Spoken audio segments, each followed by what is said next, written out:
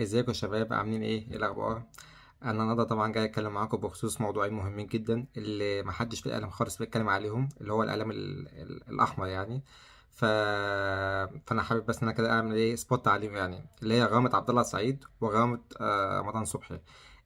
واللي بسببهم النادي الاهلي دفع غرامه، ولسه كمان احتمال يدفع غرامه كبيره جدا بالنسبه لعبد الله السعيد.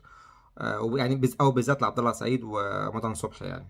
فقبل بس ما اخش في التفاصيل يعني بتاعت الغرامتين، حابب بس ان انا طبعا بعزي تاني وتالت جماهير النادي الاهلي.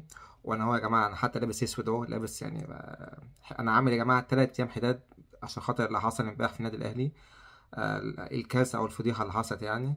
ف... فانا عامل 3 حداد على روح الفانيلا الحمراء اللي توفت امبارح او اتهانت في جنوب افريقيا. ده مش أول مرة يعني، دي تاني مرة، ويعني بس طبعا المرة دي كانت أحسن شوية. أول مرة كانت 5-0، المرة دي في تحسن يعني، في 5-2. فأنا لابس أسود 3 أيام حداد على اللي حصل يعني. وطبعا يا جماعة، بعد اللي حصل امبارح واللي حصل قبل كده واللي لسه هيحصل بعد كده، مقولة الأهلي بمن حضر طبعا دي كذب وهكس، زيها زي حاجات كتير جدا بتتقال يعني. مفيش حاجة اسمها بمن حضر، في حاجة اسمها الناس يعني إدارة صح، وكل حاجة تبقى مظبوطة، مدرب صح، لعيبة صح، كل حاجة تبقى صح. الفرقة تلعب سواء أهلي أو زمالك.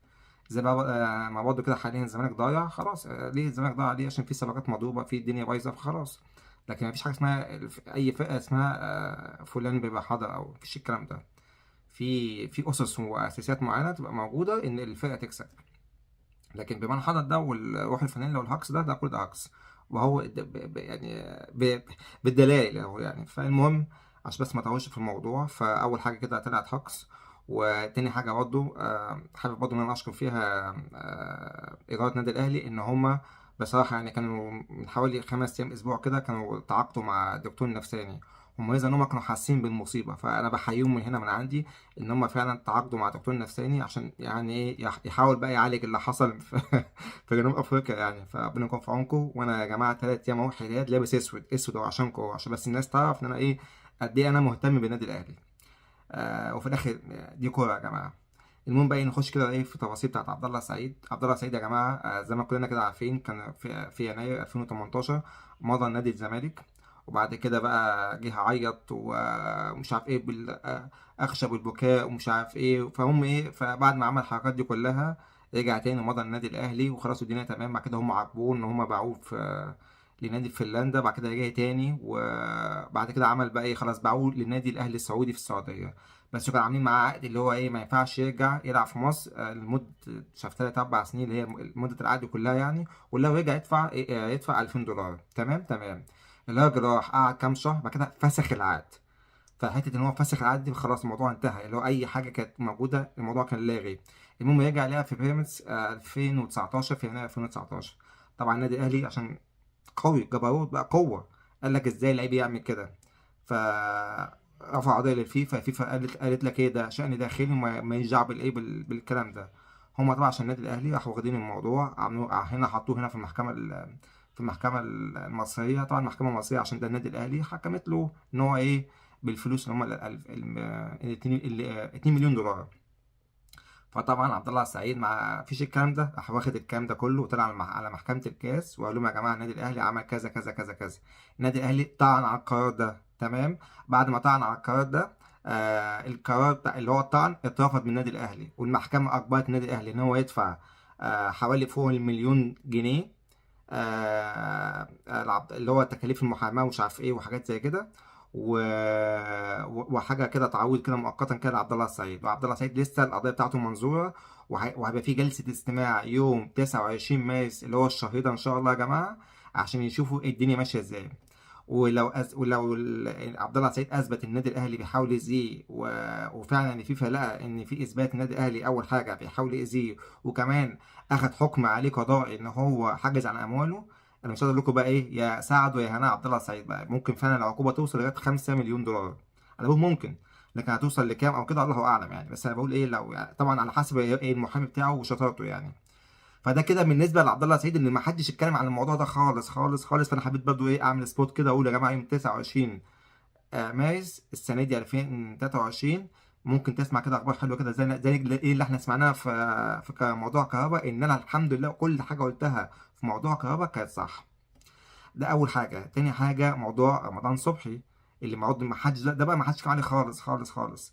رمضان صبحي تسبب ان النادي الاهلي عليه غرامه 320 الف جنيه استرليني، اللي هم منقسمه كده للاتي: 150 الف جنيه استرليني عشان كان هو كسب افريقيا مع الاهلي، و150 الف جنيه استرليني عشان كان كسب الدوري مع النادي الاهلي، و20 الف جنيه استرليني اتعاب محاماه، اللي هو عشان القضيه اللي هو الفريق الانجليزي كسبها. يعني طبعا الاهلي كعادته طبعا عن الموضوع، و... ولسه بقى مستنيين بقى القرار النهائي يعني. بس تخيلوا بقى ايه، غالبا يعني طبعا كلنا عارفين ان النادي الاهلي برضه مش هيكسب. اصل حاجه، بصوا يا جماعه، ده فيفا، ده مفيش هزار، قوانين ولوائح كله يمشي عليها. فالقرار طبعا او الطعن ده هيترفض كالعاده، والنادي الاهلي هيبقى ساعتها ملزم ان هو يدفع. شوفوا بقى من 2019 لغايه دلوقتي ال 150 دي 150 الف جنيه استرليني زائد 5% فوائد. انا مش عارف بقى لما القرار الجديد يطلع هتبقى لسه 5% فوائد ولا هتبقى في 18% فوائد، لان طبعا في الفوائد دلوقتي بتاعت الفيفا بقت من 5 ل 18. ودي الكهرباء باشا اللي لسه مش عايز يدفع ومحدش هيدفع له، وعمال يعبطوا يقولوا الكلام كله هكس في هكس، انه حاطط وديعه ومش وديعه. الوديعه اساسا اللي كانت اللي هي في اللي هو بيقولوا عليها دي، اللي هو كانت من 4 سنين. الوديعه في البنك لو انت حاطط فلوس بالدولار ليك 1%، عقوبه الزمالك 5%.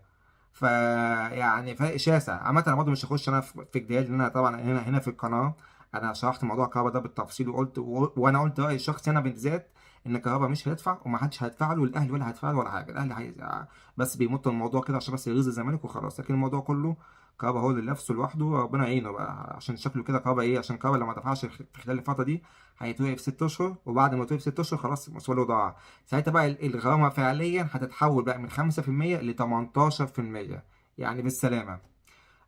فعشان كده يعني فعلا الكهرباء صعبانة عليا، ربنا معايا يعني.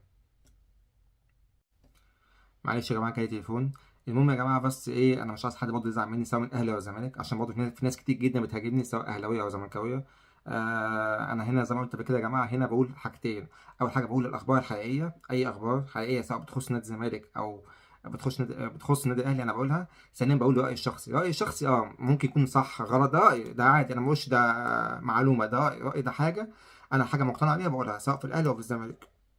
لكن معلومه لا، انا الحمد لله بحاول قبل ما هنا ما اقول اي معلومه انها تبقى صح، سواء على الاهلي او على الزمالك. فما ايا كان بقى اللي عاوز يهاجم يهاجم. ويا ريت يا جماعه اللي يهاجم يهاجمني الشخصي، بلاش اللي هي اللي الادب والشتيمه والكلام ده كله يعني. يعني ما تجيبش سيره اهلي في الموضوع. بس ايا كان يا عم ايه، انا برضه هفضل كده قاعد على قلوب الناس سواء هنا او هنا، وهقول رايي برضه وهقول المعلومات الصح ايا كان بقى ايه. انت متقبلها مش متقبلها الله يسهل لك. وفي نهاية الحلقة كده بقول يا جماعة إن شاء الله انتظروا كمان، في كمان معلومات هحاولها جامدة إن شاء الله في المرات الجاية، سواء عن الأهلي أو الزمالك الاتنين. بس أنا طبعا أنا راجل زملكاوي، فأهم حاجة أنا هنا عامل القناة دي بالذات عشان بدافع فيها عن نادي الزمالك فقط لا غير. وأتمنى كده بقى إن أنا إن شاء الله كده إيه أكون عند حسن ظنكم. ويلا، واتمنى برضه يا جماعه يعني اتمنى الناس تعمل شير ولايك والكلام ده كله يعني، فعشان الحاجات دي كلها ايه، انا عاوز بس المعلومات دي كلها توصل لاكبر قدر من الزملكاويه عشان هم يشوفوا المعلومات دي ويعرفوا يعني الحقيقه فين.